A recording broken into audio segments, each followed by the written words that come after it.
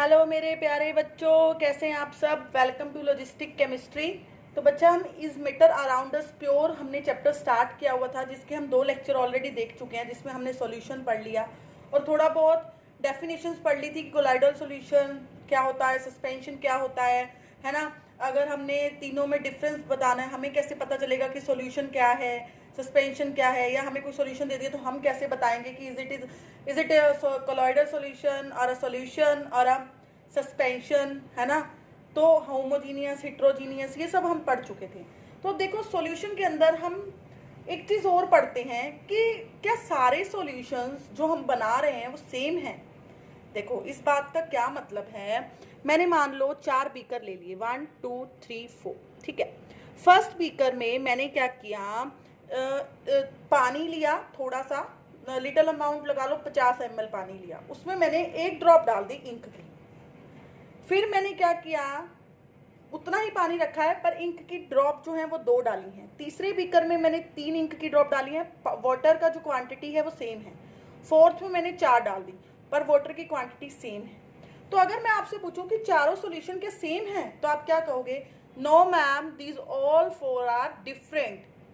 कैसे डिफरेंट है, in concentration, in the behalf of concentration these all 4 solutions are different. क्यों? क्योंकि इस सॉल्यूशन में इंक की कंसंट्रेशन ज़्यादा है, इसमें कम है, इसमें और कम है, इसमें सबसे कम है ना।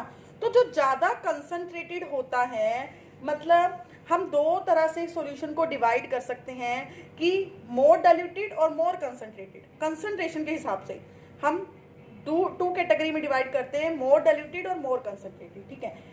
जब मैं कह रही हूँ ये ज़्यादा कंसंट्रेटेड है, ज़्यादा कंसंट्रेटेड का मतलब इसमें इंक ज़्यादा है, और इंक क्या है, सोल्यूट ज़्यादा है। तो अगर सोल्यूट ज़्यादा होगा तो कंसंट्रेटेड सॉल्यूशन होगा, अगर पानी ज़्यादा होगा तो डाइल्यूटेड सॉल्यूशन होगा। ये क्या है, डाइल्यूटेड है क्योंकि इसमें पानी ज़्यादा है एज कम्पेयर टू इंक, ठीक है। तो जब हमारा सॉल्वेंट ज़्यादा होगा, पानी ज़्यादा होगा, तो वो सॉल्यूशन कौन सा होगा, डाइल्यूटेड। पर जिसमें सोल्यूट ज़्यादा होगा वो सॉल्यूशन कौन सा होगा, कंसंट्रेटेड, ठीक है। आपको कंसंट्रेटेड सॉल्यूशन और डाइल्यूटेड सॉल्यूशन में फर्क समझ आ गया होगा। जिसमें सॉल्वेंट की क्वांटिटी ज़्यादा है दैट सॉल्यूशन इज डाइल्यूटेड, और जिसमें सोल्यूट की क्वांटिटी ज़्यादा है दैट सॉल्यूशन इज कंसंट्रेटेड, ठीक है। तो कंसंट्रेशन हम क्या कह सकते हैं, हम देख तो सोल्यूट का अमाउंट ही रहे ना, जिसमें सोल्यूट ज़्यादा वो कंसंट्रेटेड, जिसमें सोल्यूट कम वो डाइल्यूटेड, है ना। तो हम देख तो सोल्यूट की कंसंट्रेशन रहे, अमाउंट देख रहे हैं कि जिसमें सोल्यूट का अमाउंट ज़्यादा वो सोल्यूशन कंसंट्रेटेड, लाइक दिस। जिसमें सोल्यूट का अमाउंट कम वो सोल्यूशन डाइल्यूटेड, लाइक दिस, ठीक है। तो कंसंट्रेशन का मतलब कि कितना अमाउंट ऑफ सोल्यूट है हमारा सॉल्यूशन के अंदर, वो क्या हो गई उसकी कंसंट्रेशन सॉल्यूशन की।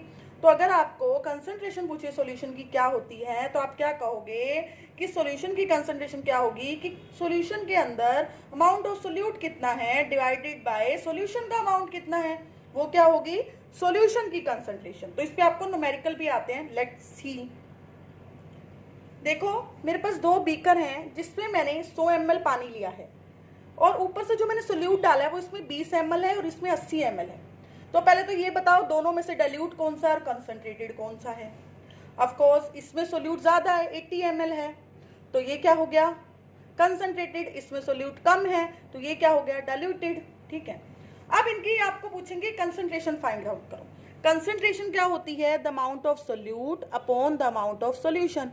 तो इस बीकर में सोल्यूट का अमाउंट कितना है, 20 ml, और सोल्यूशन का अमाउंट, सोल्यूशन में सोल्यूट भी होता है सोलवेंट भी होता है।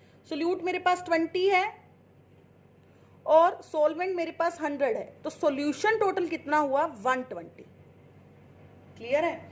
तो सॉल्यूशन का अमाउंट मैंने नीचे लिखना है, ध्यान रखना, गलती मत करना, सॉल्वेंट का अमाउंट मत लिख देना, क्वेश्चन गलत हो जाएगा। कंसंट्रेशन में सोल्यूट का अमाउंट डिवाइडेड बाय सॉल्यूशन का अमाउंट है। सॉल्यूशन में सोल्यूट भी होता है और सोलवेंट भी होता है, तो दोनों को ऐड करके आपने इसकी कंसंट्रेशन निकालनी है।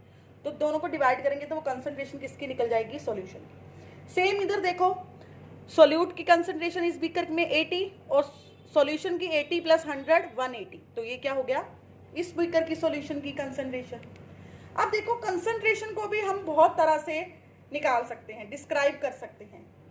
मास by mass percentage, mass by volume percentage, volume percentage, parts per million, mole fraction, molarity, molality. तो these are not in your syllabus. 9th level तक आपने सिर्फ 2 ही पढ़ने हैं, मास बाय मास और मास बाय वॉल्यूम। ये आप +1 में अगर केमिस्ट्री पढ़ोगे तो वहां देखोगे, ठीक है। तो हमने यही पढ़ने, मास बाय मास और मास बाय वॉल्यूम। अब ये क्या बला है, नॉट अ बिग डील, कोई रॉकेट साइंस नहीं है, बिल्कुल इजी कंसेप्ट है, बस ध्यान से सुनते जाओ और देखते जाओ, ठीक है। देखो अब देखो, मास बाय मास परसेंटेज क्या है, सोल्यूट का भी देखो, कंसंट्रेशन क्या होती है, सोल्यूट अपॉन सॉल्यूशन, है ना। तो ये तो हमारी रहनी है, × 100 भी होती है। पर मास बाय मास से अगर हमने कंसंट्रेशन निकालनी है तो सोल्यूट का भी मास लिखना है और सॉल्यूशन का भी मास लिखना है, ठीक है। अगर मास बाय वॉल्यूम पूछे तो सोल्यूट का मास आएगा और सॉल्यूशन का वॉल्यूम आएगा।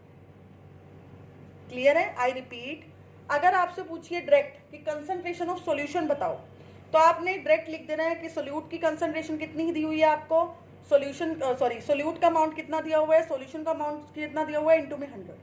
पर अगर आपसे पूछिए इन the terms of mass percentage, ठीक है, मास बाय मास परसेंटेज, तो आपने सोल्यूट का मास लिखना है, नीचे सॉल्यूशन का मास लिखना है, × 100 कर देना है, वो आ जाएगी mass by mass percentage of solution, concentration उसकी in the terms of this.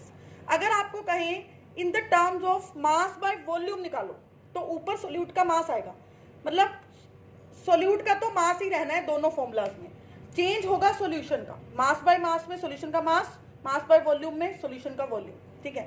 तो इनटू में 100 वो क्या हो जाएगा, मास परसेंटेज ऑफ वॉल्यूम, ठीक है, concentration in terms of this. तो अभी न्यूमेरिकल देखो, आपको बिल्कुल क्लियर हो जाएगा इस न्यूमेरिकल को देख के मैं क्या कहना चाह रही हूँ। एक सॉल्यूशन है जिसमें मेरे पास 40 ग्राम साल्ट है, मैंने उसको 320 ग्राम ऑफ वाटर में डिसोल्व किया, मुझे कंसंट्रेशन तो निकालनी है पर इन the terms of mass by मास निकालनी है। मास बाय मास में मतलब सोल्यूट का भी मास और सॉल्यूशन का भी मास। सोल्यूट का मास 40, सॉल्वेंट का हमें दिया हुआ है 320, तो सॉल्यूशन का क्या हो गया, सोल्यूट प्लस सॉल्वेंट 360। तो मास बाय मास क्या हो गया, सोल्यूट का mass upon mass of solution, ये क्या आ गई उसकी concentration, but in the terms of mass by मास। अगर आपको मास बाय वॉल्यूम का कोई न्यूमेरिकल आए तो आपको सॉल्यूशन का वॉल्यूम लिखना है बस यहाँ पे, तो आपको सॉल्वेंट का वॉल्यूम दिया होगा और सोल्यूट का भी वॉल्यूम दिया होगा और सोल्यूट का मास दिया होगा, तो ऊपर सोल्यूट का मास लिख देना, नीचे वॉल्यूम लिखना है दोनों का ऐड करके और इनटू में 100। क्लियर? आपके एनसीईआरटी में न्यूमेरिकल दिया हुआ है, आप इजीली उसको अब करके देखना कंसंट्रेशन ऑफ सॉल्यूशन वाले टॉपिक में। अब आपका ये टॉपिक होप सो बिल्कुल क्लियर होगा, कंसंट्रेशन क्या है, डाइल्यूट सॉल्यूशन क्या है और कंसंट्रेशन को हम निकालते कैसे हैं अगर हम न्यूमेरिकल सॉल्व करने हैं, और कंसंट्रेशन हम 2 टर्म्स में निकालते हैं, मास बाय मास और मास बाय वॉल्यूम। मास बाय मास में दोनों मास आएंगे और मास बाय वॉल्यूम में सोल्यूट का मास और वॉल्यूम का सॉल्यूशन का वॉल्यूम। क्लियर है? अब देखो नेक्स्ट टॉपिक है हमारा सोल्युबिलिटी क्या होती है, ठीक है।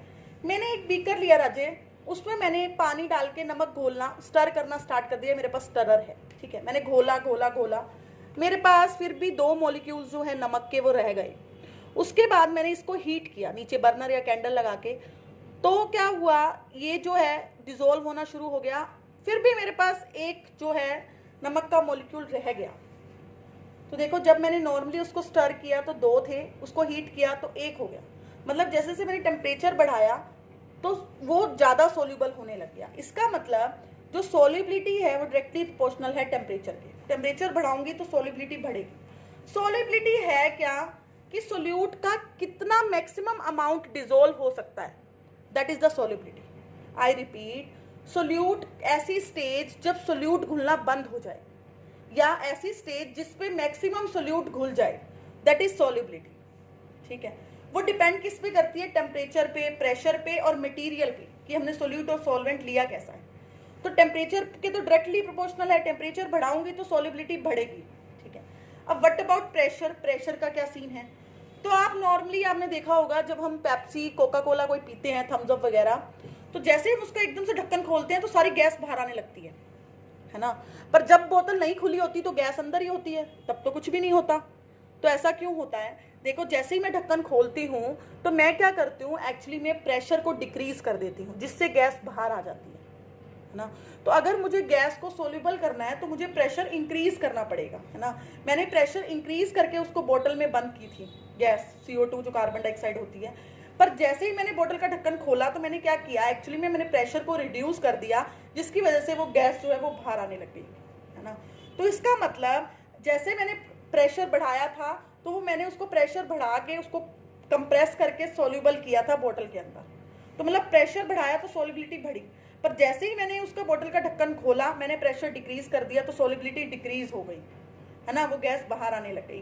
तो इसका मतलब प्रेशर के भी सॉल्युबिलिटी क्या होती है, डायरेक्टली प्रोपोर्शनल। प्रेशर बढ़ाऊंगी तो सॉल्युबिलिटी बढ़ेगी और टेम्परेचर बढ़ाऊंगी तो भी सॉल्युबिलिटी बढ़ेगी। तो इसका मतलब जो सॉल्युबिलिटी है वो प्रेशर पे भी डिपेंड करती है और टेम्परेचर पे भी डिपेंड करती है। Is it clear? उसके बाद थर्ड एक्टिविटी देखो, जो सॉल्युबिलिटी है वो नेचर ऑफ सोल्यूट मतलब और सॉल्वेंट के पे भी डिपेंड करती है। अगर मैं वाटर को, ऑयल और वाटर को डिसॉल्व करूं तो वो डिसॉल्व नहीं होंगे, मिक्स प्रॉपरली नहीं होंगे। बट यही मैं नमक और वाटर को डिसॉल्व करूं तो इजीली डिसॉल्व हो जाएंगे। तो दैट मीन्स उस ऑयल पे डिपेंड कर रही है सॉल्युबिलिटी, सोल्यूट पे डिपेंड कर रही है ना, कि सोल्यूट मैंने कैसा लिया है। तो इसका मतलब सॉल्युबिलिटी नेचर ऑफ पार्टिकल पे भी डिपेंड करती है। तो सॉल्युबिलिटी है क्या, solubility of a substance is maximum amount of solute that can be dissolve. ठीक है, एक स्पेसिफिक अमाउंट ऑफ सॉल्वेंट में कितना maximum to maximum solute dissolve हो सकता है, that is solubility. Solubility temperature, pressure और उनके नेचर पे डिपेंड करती है। तो उसके बाद आता है सैचुरेटेड सॉल्यूशन। क्या है सैचुरेटेड सॉल्यूशन? है जब और सोल्यूट जो है अगर मैं डालूं तो वो घुलना बंद हो जाए। जैसे मैंने ये लिया था, जब मेरे पास एक नमक का पार्टिकल रह गया था, तो अगर मैं ऊपर से जितना मर्जी नमक डाल लूं अब ये नहीं घुलेगा। एक स्पेसिफिक टेम्परेचर पे, इस पर्टिकुलर टेम्परेचर पे ये नमक डिसॉल्व नहीं होगा। ठीक है, चाहे मैं ऊपर से जितना और भी नमक डाल लूं वो भी डिसॉल्व नहीं होगा। तो ये क्या होगा, saturated solution. Saturated solution means if we add more salt it won't be dissolve. Particular temperature, एक ऐसा टेम्परेचर पे जब सोल्यूट घुलना बंद हो जाए तो हम क्या कहेंगे, वो सॉल्यूशन कौन सा है, सैचुरेटेड सॉल्यूशन। ऐसा टेम्परेचर जिसपे सोल्यूट घुलना बंद हो जाए वो कैसा सॉल्यूशन होता है, सैचुरेटेड सॉल्यूशन। अब देखो हमने सॉल्यूशन अच्छे से पढ़ लिया, सॉल्युबिलिटी पढ़ ली, अब हमने सस्पेंशन और कोलॉइड पढ़ना है। ठीक है, तो सस्पेंशन क्या था राजे, ये देख लेना। सॉल्यूशन में मैंने तुम्हें 9 पार्ट बताए थे, सॉलिड, लिक्विड, गैस, है ना। तो हमने गैसियस सॉल्यूशन किया, लिक्विड सॉल्यूशन किया, सॉलिड सॉल्यूशन किया, जिसमें हमने डिफरेंट 3 मतलब सोल्यूट हमने चेंज किया, सॉल्वेंट हमने सेम रखा था। अगर आपने पिछली वीडियोस मेरी अच्छे से देखी हैं तो सस्पेंशन में सिर्फ एक ही पार्ट होता है, that is solid and liquid. Solvent liquid होगा, सोल्यूट सॉलिड होगा। ठीक है, आपने पढ़ा है सस्पेंशन हिट्रोजीनियस सॉल्यूशन है, जो पार्टिकल्स होते हैं उसका साइज बहुत बड़ा होता है, हम उन्हें नेक्ड आई से देख सकते हैं। ठीक है, जैसे एग्जांपल सॉइल इन वाटर। ठीक है, हम फिल्टर कर सकते हैं छन्नी से, अगर हम फिल्टर करें तो मिट्टी जो है वो छन्नी में आ जाएगी, पानी नीचे चला जाएगा, तो उस मेथड को क्या बोलते हैं, फिल्ट्रेशन मेथड। ठीक है, उसके बाद है कोलॉइड। कोलॉइड क्या होता है, हमने पढ़ा है होमोजीनियस मिक्सचर होता है, जो हमने दूध और पानी को मिला के किया था। टिंडल इफेक्ट शो करता है, हमें पता है, हम उन्हें नेक्ड आई से नहीं देख सकते, हमें पता है। Size of particle 1 to 1000 nanometer होता है, इन बिटवीन दैट। ठीक है, तो मतलब उसके जो पार्टिकल्स हैं वो नीचे क्या रहते हैं, सेटल डाउन नहीं होते हैं, है ना, स्टेबल होते हैं, तो वो कोलॉइडल सॉल्यूशन था। हमने जैसे सॉल्यूशन के पार्ट्स किए, solid in solid, liquid in solid, है ना, गैस इन सॉलिड, सारे हमने किए थे, वैसे हम कोलॉइडल में भी पढ़ेंगे। तो कोलॉइडल में क्या होता है राजे, 2 फेज होते हैं, dispersed phase and dispersion medium. Dispersed phase क्या है, is the particle which dispersed in dispersion medium. जिसको हम घोल रहे हैं कोलॉइडल सॉल्यूशन में उसको हम कहते हैं डिस्पर्स्ड फेज। मतलब जैसे हमने सोल्यूट कहा है, सोल्यूट ही है वहां पे डिस्पर्स्ड फेज, बस कोलॉइडल में उसको सोल्यूट ना कह के हम डिस्पर्स्ड फेज कहते हैं। डिस्पर्जन मीडियम सॉल्वेंट, जिसमें हम घोल रहे हैं, तो यहाँ कोलॉइडल सॉल्यूशन में हम सॉल्वेंट की जगह क्या वर्ड यूज करेंगे, डिस्पर्जन मीडियम। ठीक है, जैसे यहाँ पे मतलब मैंने ये कुछ लिए हैं पार्टिकल, उसको मैं पानी में घोल रही हूँ, तो यहाँ पे ये जो पार्टिकल्स हैं वो डिस्पर्स फेज हैं, दैट इज सोल्यूट, और जो ये है जिसमें घोला है वो डिस्पर्जन मीडियम है, दैट इज सॉल्वेंट, है ना। तो बस कोलॉइडल में हमने सोल्यूट की जगह डिस्पर्स्ड फेज यूज करना है और सॉल्वेंट की जगह हमने डिस्पर्जन मीडियम यूज करना है। क्लियर? नेक्स्ट देखो, जैसे हमने सॉल्यूशन को डिफरेंट पार्ट्स में डिवाइड किया था, हमने सॉलिड सॉल्यूशन पढ़ा, लिक्विड सॉल्यूशन पढ़ा, गैसियस सॉल्यूशन पढ़ा, वैसे ही हम कोलॉइडल सॉल्यूशन के भी डिफरेंट पार्ट्स पढ़ेंगे, डिस्पर्स्ड फेज और मीडियम को चेंज करके। तो आपने क्या करना है, ये टेबल को लर्न करना है, इस पे 1 मार्क का क्वेश्चन जरूर आता है आपसे। या तो टाइप पूछ लेते हैं कि सॉलिड इन गैस है तो बताओ कौन सा कोलॉइडल सॉल्यूशन की टाइप हुई, या फिर उसका एग्जांपल दे दो, है ना। तो आपको जस्ट क्या करना है, टेबल याद करना। उस टेबल को याद करने के एक छोटा सा तरीका है, आपको कुछ नहीं करना। डिस्पर्स्ड मीडियम में पहले सॉलिड लिख लो, फिर लिक्विड लिख लो, फिर गैस लिख लो। चाहे पहले गैस लिख लो, लिक्विड लिख लो, सॉलिड लिख लो, जैसे मैंने लिखा हुआ है। ठीक है। उसके बाद क्या करो, सेम इधर लिख लो, solid liquid gas, solid liquid gas, solid liquid gas. ठीक है, एक्चुअली में ये थोड़ा सा मैंने उल्टा लिख रखा है, तो आप ऐसे ना लिख के आप ऐसे भी लिख सकते हैं। यहाँ पे लिख लो solid liquid gas, solid liquid gas, solid liquid gas. ठीक है, यहाँ पे लिख लो solid solid solid, liquid liquid liquid, gas gas gas. तो आप उसके अकॉर्डिंग भी टेबल बना सकते हो अगर आपको वैसे लर्न करना आसान है। मेरे हिसाब से वैसे लर्न करना आसान है ज़्यादा। ठीक है, क्योंकि वो आपको कुछ नहीं करना, आपको इधर लिखना है solid solid liquid gas, solid liquid gas, solid liquid gas. इधर आपको लिखना है solid solid solid, liquid liquid liquid, gas gas gas. ठीक है, अब एक ध्यान रखना बस कि गैस का गैस के अंदर कोलॉइडल सॉल्यूशन नहीं होता, वो सॉल्यूशन होता है। हमने गैस इन गैस सॉल्यूशन के पार्ट में पढ़ी है, तो ये वाला बस एक चीज पॉइंट यहाँ पे जाएगा। गैस गैस 2 बार ही आएगा, तीसरी बार नहीं आएगा, क्योंकि गैस इन गैस सॉल्यूशन का पार्ट है, ना कि कोलॉइडल सॉल्यूशन का। ठीक है, अब देखो उसकी टाइप है, अगर सॉल्यूट लिक्विड है, सॉल्वेंट गैस है, तो वो एरोसोल होगा, उसका एग्जाम्पल होगा फोग। अगर सॉल्यूट सॉलिड है, मीडियम गैस है, तो भी एरोसोल टाइप होगी, पर एग्जाम्पल है smoke. Gas in liquid form, shaving cream. Liquid in liquid emulsion बोलते हैं उसको, milk. Solid in liquid sol, mud बोलते हैं। गैस इन सॉलिड फॉर्म, रबड़ इसका एग्जाम्पल है। Solid in liquid in solid that is gel, butter और jelly जो हम खाते हैं वो इसका एग्जाम्पल है। सॉलिड इन सॉलिड, इसको सॉलिड सॉल्यूशन ही बोलते हैं, जो हम रिंग्स वगैरह में कलर्ड स्टोन पहनते हैं ना, कलर्ड जेम स्टोन, वो इसका एग्जाम्पल है। ठीक है, और कोलॉइडल सॉल्यूशन को हम सोल भी कहते हैं, दूसरा नाम इसका सोल है। तो आपको ये टेबल मैंने थोड़ी सी अलग बना रखी है, मैं आपको दोबारा बोल रही हूँ, आप इसको ऐसे लिखा रहने दो। यहाँ पे लिख लो solid liquid gas, solid liquid gas, solid liquid gas. तो उसके अकॉर्डिंगली आप अपनी टाइप चेंज कर लेना और उसके अकॉर्डिंगली अपना एग्जाम्पल चेंज कर लेना, आपको टेबल लर्न करनी आसान हो जाएगी। और मैं दोबारा बता रही हूँ, अगर आपको ये टेबल लर्न होगी तो आपको आपका जो 1 मार्क है वो कहीं नहीं जाता पेपर में। 1 मार्क का क्वेश्चन इस टेबल में से आता ही आता है, या तो टाइप पूछी होती है, एग्जाम्पल पूछी होती है। तो आप इस टेबल को एक बार अपने अकॉर्डिंगली बना लेना, जैसे मैंने बताया है, gas gas gas, liquid liquid liquid, solid solid solid, और इधर लिख लेना solid liquid gas, solid liquid gas, solid liquid gas. उसके अकॉर्डिंगली अपनी टाइप चेंज कर लेना, उसके अकॉर्डिंगली आपके एग्जाम्पल चेंज हो जाएंगे। बट आपके लिए ईजी हो जाएगा उस वे में याद करना, कि अगर पेपर में क्वेश्चन आता है तो आपको क्रैम करने की जरूरत नहीं है टेबल, आप जस्ट अपना लास्ट शीट पे जाओ, फटाफट अपनी टेबल ड्रॉ करो और आंसर कर दो। ठीक है, रट्टा मारने की जरूरत नहीं है, क्योंकि अगर क्रैम करोगे तो डेफिनेटली भूलोगे, नहीं याद होगा, डैम श्योर हूं मैं इस चीज के लिए। ठीक है, तो हमने इस चैप्टर में क्या पढ़ा, अभी तक हमने पढ़ लिया होमोजीनियस मिक्सचर, हिट्रोजीनियस मिक्सचर, आगे उसकी टाइप सॉल्यूशन पढ़ लिया, कोलॉइडल सॉल्यूशन पढ़ लिया, सस्पेंशन पढ़ लिया। तो आप अब उसको एनसीईआरटी में से अच्छे से कवर कर लो यहाँ तक। नेक्स्ट लेक्चर में मैं आपको ये बताऊंगी कि हम सेपरेट आउट कैसे कर सकते हैं इन सब सॉल्यूशंस को, क्या क्या मेथड्स हैं सेपरेटिंग मेथड्स हम एक्चुअली में नेक्स्ट लेक्चर में पढ़ेंगे। तो यहाँ तक आप अपने questions, blueprint questions, back exercise में जो होते हैं वो कर लो, ये टेबल अच्छे से याद कर लो। ठीक है, बाकी लेक्चर्स अगर ढंग से नहीं देखे तो दोबारा रिवाइज कर लो। तो सॉल्यूशन, कोलॉइडल सॉल्यूशन, सस्पेंशन, ये सब अच्छे से पढ़ लो। सेपरेटिंग टेक्निक से पहले पहले आपका सारा चैप्टर हो गया है, तो आप अच्छे से कर लो, ताकि आपको जब मैं सेपरेटिंग टेक्निक्स कराऊं तो जब वहाँ डेफिनेशंस ये वाली यूज़ हो तो आपको सारी आती हो।